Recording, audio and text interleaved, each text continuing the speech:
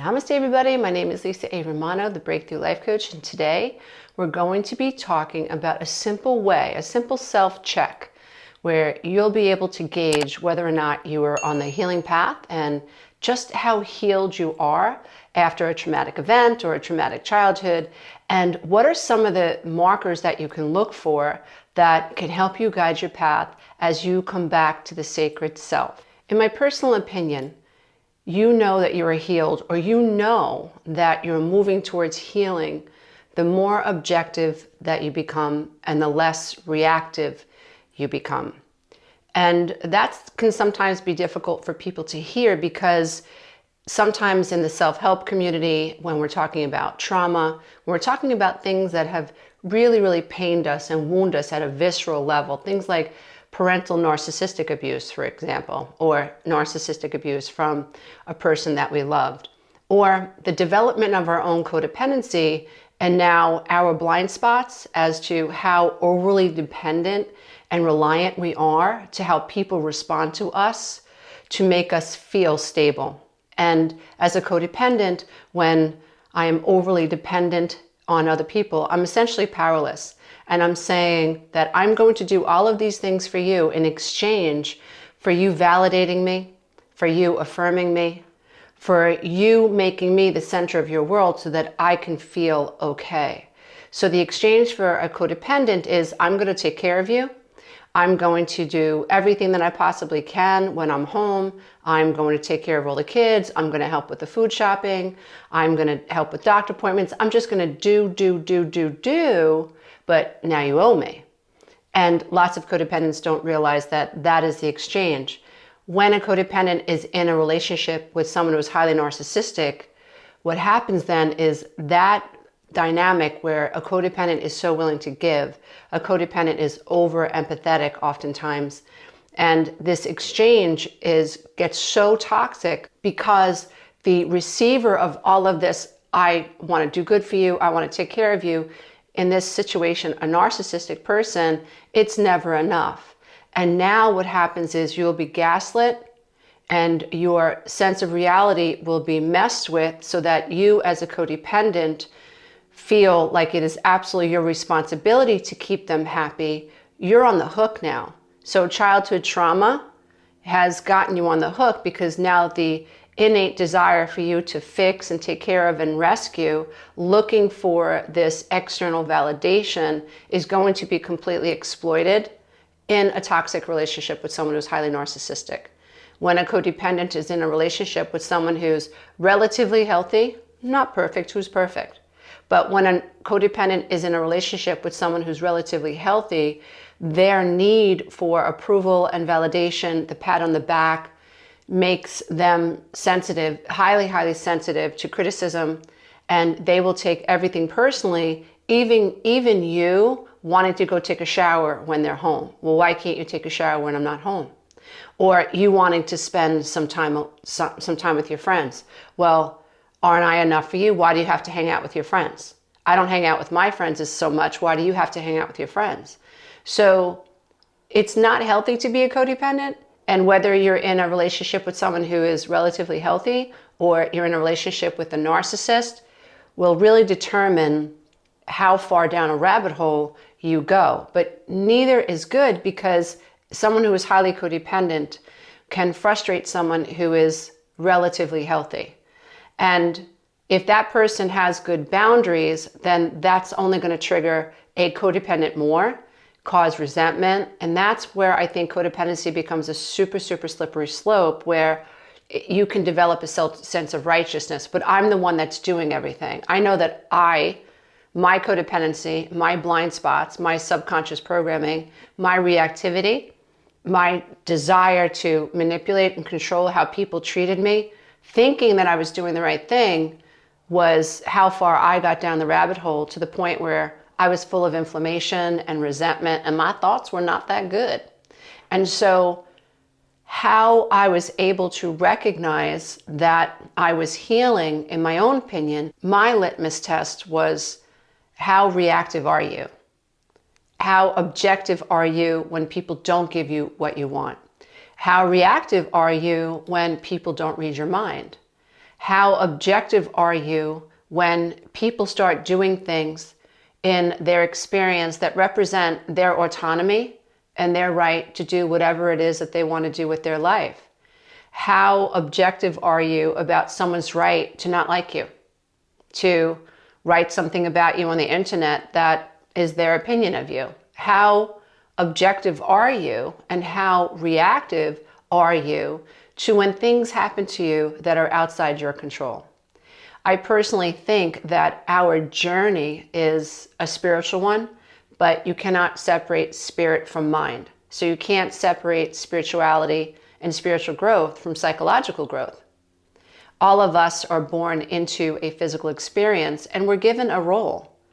Our gender is a role, our religion is a role, or our faith, our culture comes with certain roles. Our parents give us roles, they give us expectations. So we don't even realize that the spiritual beings that we are and the developing psychological beings that we become is very much role-based and role-given by someone and something outside of ourselves.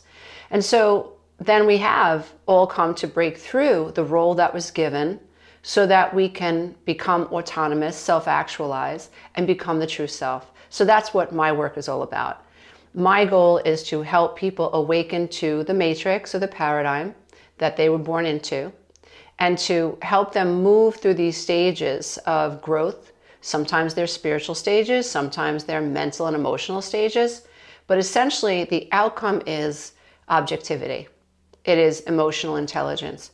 And so we have all these different labels in this world. Some of us are working with therapists, some of us are working with energy healers, some of us are working with both. Some of us are going down the spiritual growth path and we have a evolved person or mentor that we feel has made the breakthrough, that they have gained the self-awareness, the mental and emotional control, and they can be our mentor. And I think that's great, but I don't think that we can separate any part of it. So some of us feel more comfortable speaking about spiritual language. Some of us feel more comfortable speaking about the metaphysical aspect of reality. Some of us feel more comfortable talking about the quantum science, which in my humble opinion, all points to the non-physical or the paranormal even, in which all things that are physical come from the non-physical. So while most people at this stage of reality and our timeline as humans, although I do think that's shifting, most people are still paying attention to the manifestation, but yet every manifestation is the result of something that was non-physical, even disease. Before a tumor evolved and you could see it on a CAT scan, it was non-physical. It was something that was not tangible. It was the beginning of maybe enzymatic or enzyme reactions within the body. There was some deprivation or disease or some lack within the body that created this cascade of events that eventually manifested into something that's tangible. What is a divorce? What is a divorce decree except the opposite of a marriage license? What is a decision to get a divorce? Anything less than the opposite end of marriage vows. So you can see there's a continuity. There's no such thing as separation. You can't separate the marriage from the divorce. They're actually one and the same. It's what the yin-yang symbol symbolizes, right? You can't separate night from day or day from night. So you can't separate the sun from the sky or the sky from the sun. Everything is on a continuum. Now, we have tremendous power in our lives to agree that this is the way it works. And when we step back and we get out of our own ego, our own personality self, and we start thinking about what really represents healing and how do I know if I'm healed? And this is really important because it represents emotional intelligence, it represents cognitive function, high cognitive function. It implies that neurologically we're not trapped in the amygdala and hippocampus, which is so profound. It means that the default mode network in my brain, which has been primed by the reticular activating system, which has been primed by my attention to what's happening outside of me. If I have a lot of painful experiences that are happening to me as a child as they relate to abandonment, then I'm on the lookout for how to avoid abandonment, I'm developing hypervigilance. And in my hypervigilance, I'm training the reticular activating system to pay attention to potential abandonment. And so that's why if you're codependent and you don't deal with this abandonment issue, you don't realize that you could have a perfectly healthy spouse or a perfectly healthy friend, or you might be in an environment at work where everybody is doing their thing and they feel part of a team, but codependents often feel like they're getting shafted, that they're not getting enough attention, they're not getting enough praise. And then what they do is that they work harder than other people when they don't have to, because subconsciously they're looking for that kickback. And then psychologically below the veil, when they feel that dissonance, when they don't feel like they've gotten what they expected to receive, which is just a mirror for a childhood pattern, that's when a codependent can start to feel really, really wounded, very, very abandoned, very, very rejected. And their answer is to isolate. Their answer is to shut down. It's really, really dysfunctional. But there is a way out, because codependency is just you operating below the veil, almost like a video game character with a set of blueprints or a program that was naturally created in you as a child to help you avoid the abandonment. And so until you deal with that, this is going to run your ship. And I always say you can't fix a hole in the wall that you don't see. And this was my life. What happened to me in my life was the divorce had to happen because, in my opinion, my partner had high vulnerable narcissistic traits. And so he kept taking and he kept taking and he felt entitled. And it was a matter, I believe, because he said it often, that he just thought I was crazy. So there was this one-up thing. And because he thought I was crazy, I just thought, I have to prove to him that I'm not crazy. And how do you do that to someone who has narcissistic traits? You just conform and become more and more and more of what you think they want you to be. And that's how you get sick as a codependent. That's how I think many codependents end up with dementia, because I cannot use my guidance system. I cannot become my true self. I cannot activate other areas of my brain because I'm only running the ship from the amygdala and the hippocampus, and I'm tied psychologically, energetically, and spiritually to this experience, and that's all that I can experience. And so therefore, I'm not able to tap into creativity. I can't tap into the prefrontal lobe. I can't tap into rational thinking. I can't allow my brain to become synchronized. I can't let my heart and my brain become synchronized. I can't experience coherence because I think this person is someone that I need to please. But yet, when you're in a relationship with someone who is impossible to please and who needs to maintain dominance and control over your relationship, and you are highly codependent, you stay stuck. So how you can figure out whether or not how well you're doing on the healing path, how well is therapy going for you, how well is your spiritual growth going, is you have to take a giant step back and ask yourself, am I less reactive to when I don't get what I want? How objective am I when I think about the fact that, and I can give you a great example. I knew I was healing the moment that my mother and father announced many years ago that they were moving to another state, right in the middle of my separation and my divorce. And my ex was not very nice to me. It took him 7 years to back off. And the codependent in me was, you're abandoning me again. How could you leave me when I'm at the worst point of my life? And I remember being in their kitchen and I was standing up against a doorway and I was watching this dynamic play out, and my brother was really not doing well. My brother felt very abandoned. He was very reactive. He could hardly control himself, very emotionally dysregulated in the moment. And he looked at me and he said, Lee, you're going to let this happen? You're not going to say anything? Hand to God, I said, they are allowed to make any decision they want. They have raised their children and they feel like they want to move to Pennsylvania with our younger sister and her husband at the time. He was alive at the time. If they feel as adults and as our parents that this is what they want to do, they have every right in the world to do it. Now, I knew that that was me learning to become objective and to detach from the feeling of being abandoned. I did not want, and I still do not want, any feeling to govern my life. That is not emotional intelligence. That is not self-mastery. And I was awakening enough to realize that the demons that I felt swirling, or I should say the wounds that I felt swirling, they're doing it again, they're abandoning me again, they've always done this to me. All of that old rhetoric, all of that old programming, although was valid because I got that programming, this is a cause and effect universe. So that programming was from a specific cause, which was my parents. They were unrecovered adult children of alcoholics. They weren't attuned to themselves. So how could they attune to us? They were enmeshed as a codependent and a narcissist, again, in my humble opinion.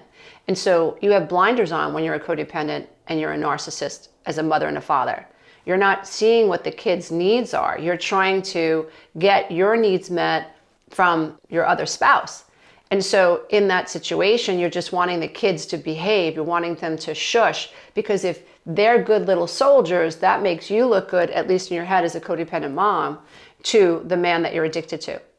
And so I grew up abandoned. Yes, it was. But I was at a stage in my life where I was like, codependency is not running my life anymore. I will be codependent no more. And so I have to be okay when people decide to abandon me. When people decide you're not enough to stick around for. When people decide this is your bed, you lie in it.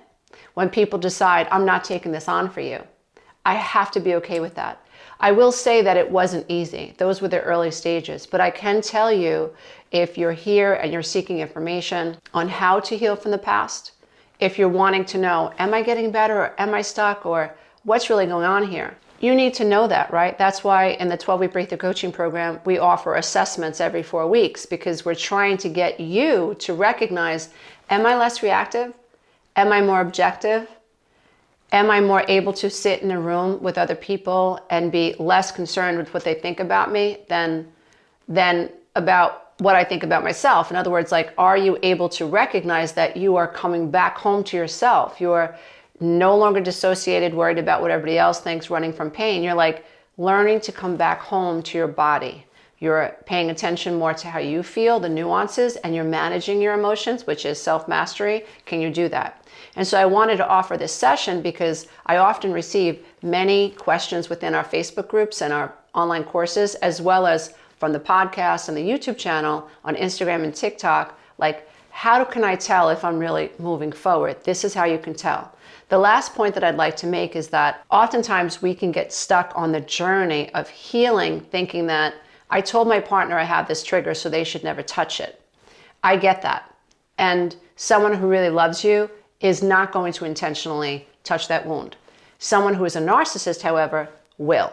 They'll take that information, they'll file it in their brain somewhere, and when they're losing an argument, they're going to press that button. So that's really dysfunctional. So your head should whip around like, what? Like when that happens, like, ooh, like you touched that button on purpose. Because to me, that is like an indication that you were with someone who is trying to harm you and wants to maintain dominance and control of you. Having said that, dear one, because we're all trying to gain objectivity, we're trying to overcome our triggers, we're trying to master the self.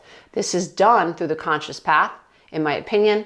It could be no other way. You can think you're highly spiritual and still remain very unconscious. You could be highly intelligent and still be very, very unconscious. And so the conscious path is the way. We're trying to overcome the small self. We're trying to evolve so we're in our higher self. This is a very humbling journey if you're doing it in the right stages and you're not bypassing. So while you have triggers and you know that they're triggers, the goal is to heal the trigger. And what are you really healing? You're healing your consistent reaction to an old wound. So it's sort of like you're saying to yourself, you're saying to your mind, yep, that's a trigger. And this emotional reaction has a lot more to do with past stored emotional reactions than it does to this person touching my boo-boo. So if Anthony triggers something in me, then I'm able now to say, this has very little to do with him and so much more to do with the stored energy that I have in my body, the somatic frequencies that I have, and also the mental meanings and emotional meanings I give to these feelings. That's what I want to master.